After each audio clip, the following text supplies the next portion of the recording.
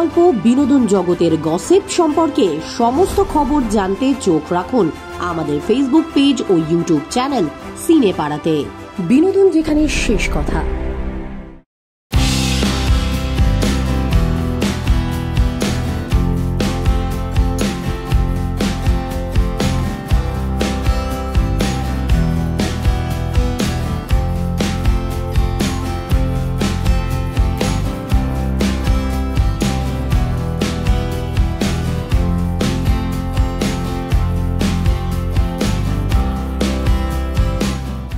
আমরা পরিণীতার যে চেহারাগুলো বাংলা ছবিতে বা হিন্দি ছবিতে দেখেছি তার থেকে একদম নতুন রূপে ছবিটা আসছে।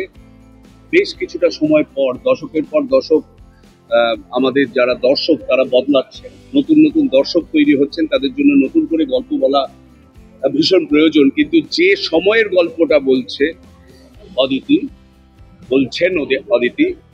সেই সময়টার মধ্যে একটা দম আছে, খুবই জ্যান্ত একটা সময়। সেই সময়ের ওই লড়াইয়ের আড়ালে কি করে প্রেম বেঁচেছিল সেই গল্পটাই বেরিয়ে এসেছে আমাদের পরিণীতা গল্পে।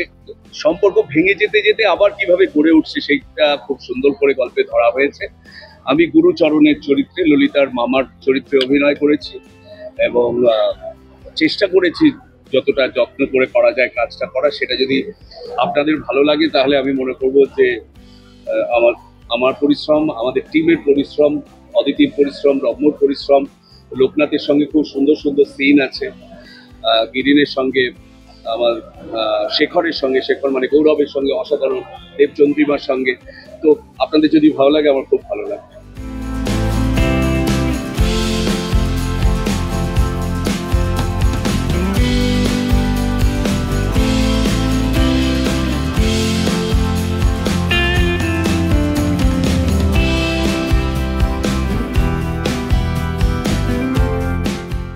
স্ক্রিন প্লে এবং ডেফিনেটলি উনি অ্যাডাপ্ট করেছেন অরিজিনাল গল্পটা থেকে, কাহিনী বিন্যাসও ওর এবং ডায়লগ অসামান্য।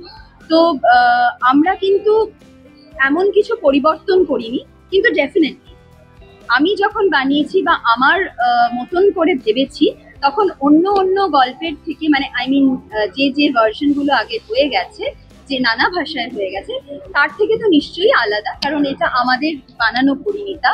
তবে হ্যাঁ, শরৎবাবুর গল্প থেকে খুব বেশি আমরা সরে যাইনি। বঙ্গভঙ্গ আন্দোলনকে ব্যাকড্রপে রেখে আমরা পরিণীতার গল্পটা বলছি। আমরা লবঙ্গকে খুব ইম্পর্টেন্ট করে তুলেছি এখানে, বৌদির চরিত্র শেখর এবং শেখরের বৌদি, কারণ শেখরের বৌদি শেখরের বন্ধু।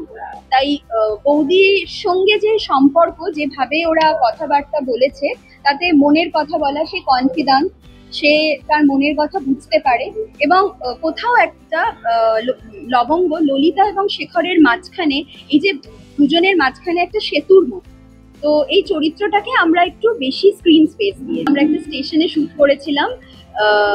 সেই স্টেশনে অ্যাকচুয়ালি নভেম্বর মাস, শীতকাল, মানে শো অনুযায়ী সময়টা নভেম্বর মাস, শীতকাল, বৃষ্টি। কিন্তু আমরা শুটিং করেছিলাম অনেকটা পরে, তখন ফেব্রুয়ারি মাস, অত ঠান্ডা ছিল না।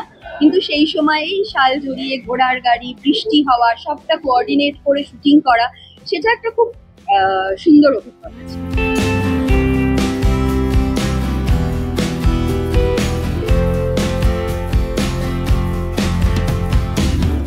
আমার কাছে একটা খুব বড় পাওয়া এবং খুব আনন্দ পেয়েছি কাজটা করে, এবং বলাই বাহুল্য ভীষণ অধীর আগ্রহে অপেক্ষা করে আছি কখন দর্শক দেখবেন এবং সকলের কেমন লাগবে সেটা জানার জন্য। যারা বইটা পড়েছেন তাদের যাতে এইটা না মনে হয় যে গল্পের থেকে আমরা অনেকটা আলাদা হয়ে গেছি, তো সেইটা খুব কঠিন কাজ একটা, সত্যি।